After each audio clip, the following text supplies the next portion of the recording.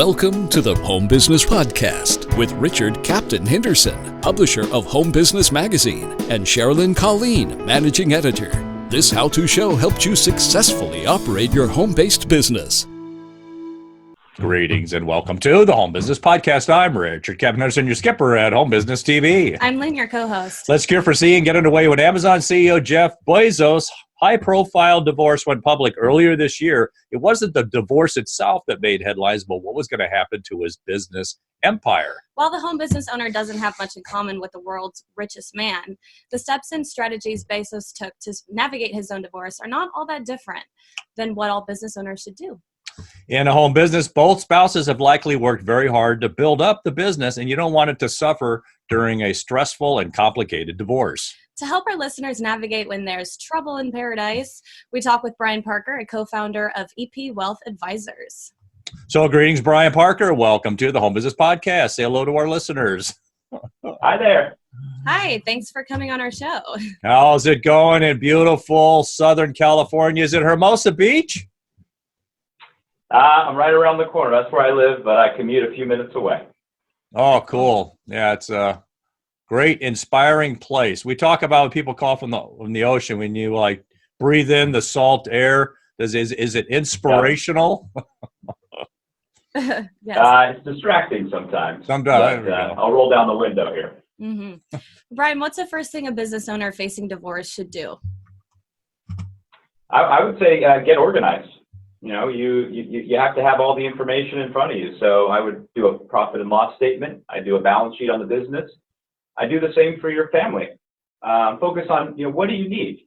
A lot of times people focus on winning in a divorce, and really it's about both people winning. It's not a win-lose. When it's a win-lose, it ends up being a lose-lose. So spend some time, understand the value of the business, understand what you need financially, and go from there.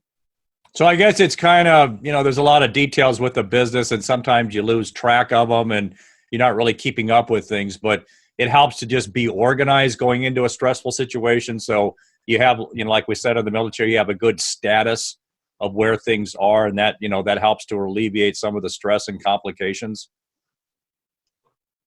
For sure. I mean, a lot of times you spend so much time working on the business, you really don't actually know how it's doing. And there's a lot of complexities around, what's business, what's personal.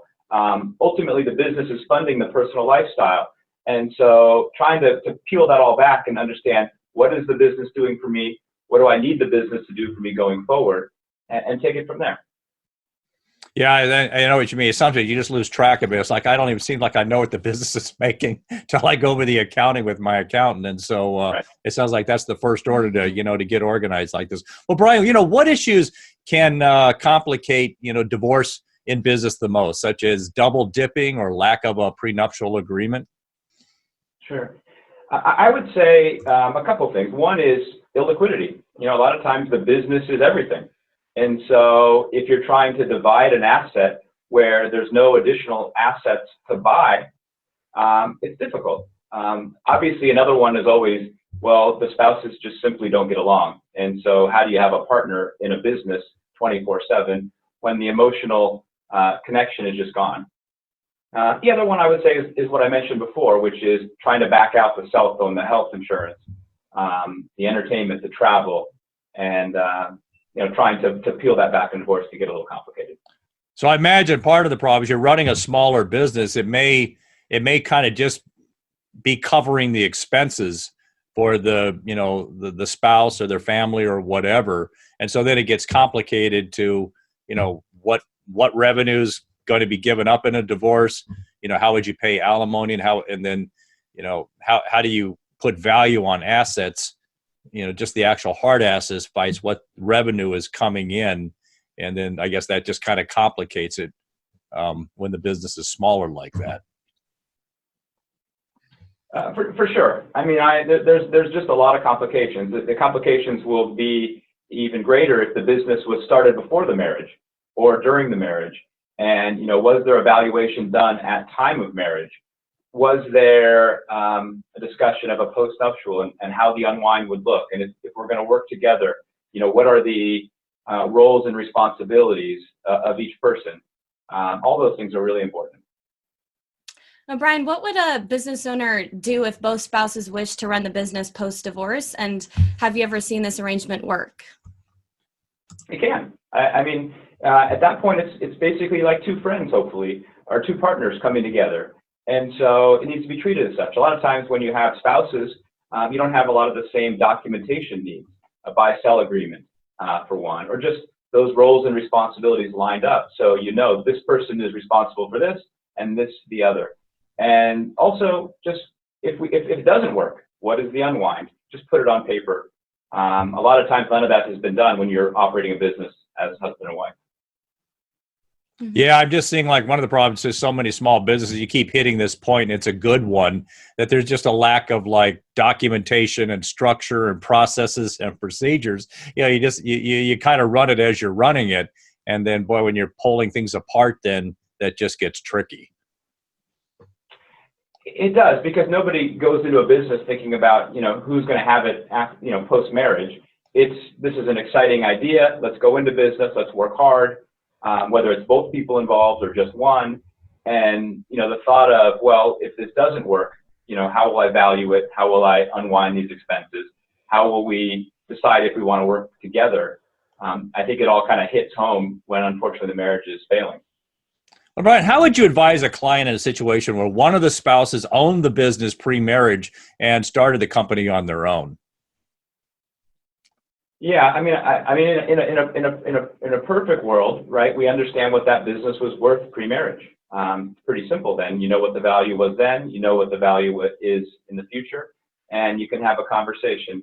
I mean, a postnuptial is another one that's really important. It's really difficult conversations a lot of times when you're in a marriage, but to have that on paper to say this is what will happen in the unfortunate circumstance of a divorce makes it pretty clear. You kind of saw this, not necessarily with a postnuptial, but in the Bezos divorce. I thought it was pretty interesting, right? For Jeff to keep all voting rights is a little bit uncommon. But what it says is, I'm looking for the greater good. He's going to be closer to the company and probably a better vote. And so I'm willing to give that up. I thought that was really something interesting to see.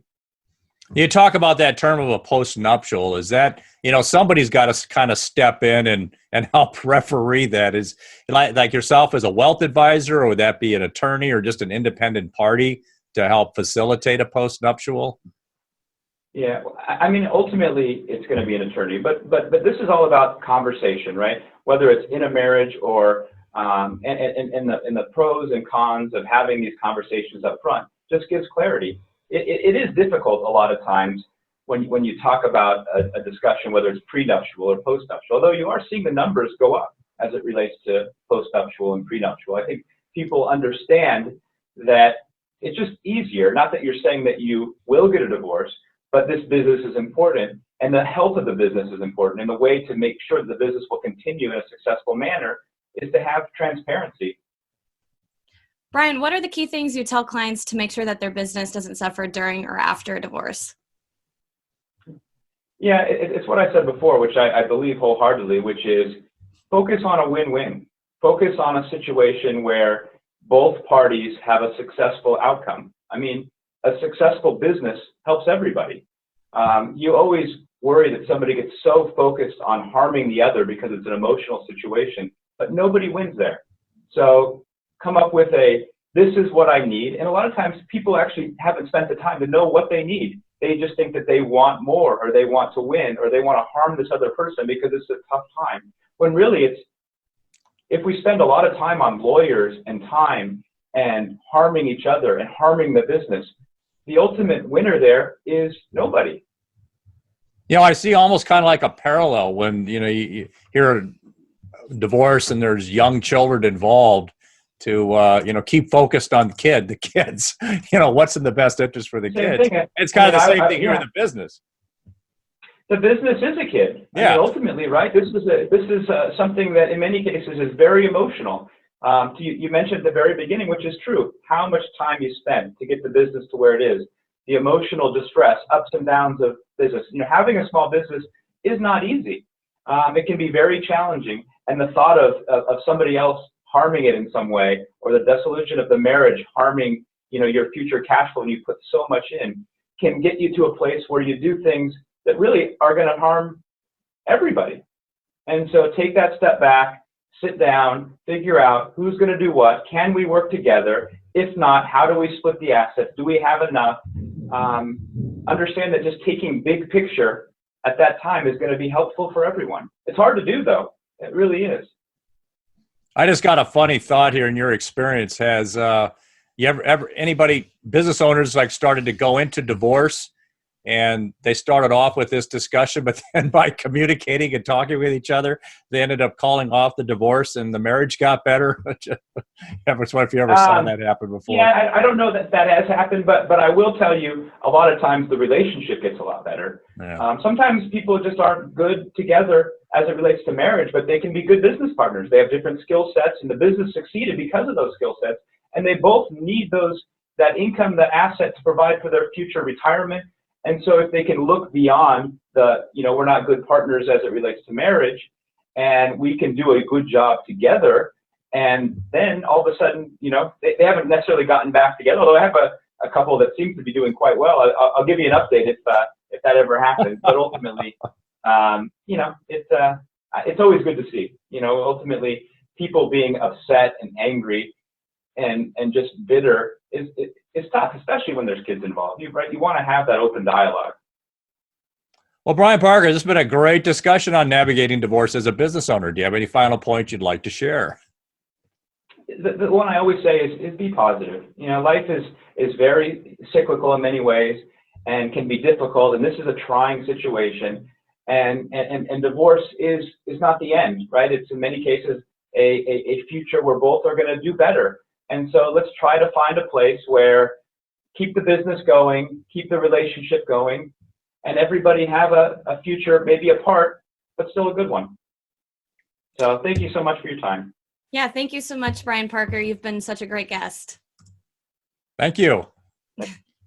To learn more about Brian Parker, visit epwealth.com or our website for more information on guests. Thanks for joining us on this episode of the Home Business Podcast. Share your feedback with us on Facebook, Twitter, Instagram, and at our website, homebusinessmag.com. Visit the website for information on advertising. Subscribe to our newsletter. Please visit our sponsors. For more information, visit homebusinessmag.com or the expo at homebusinessexpo.com. I'm Richard Captain Henderson saying, anchors away. We'll talk with you soon. Until then, make it a great home-based biz day.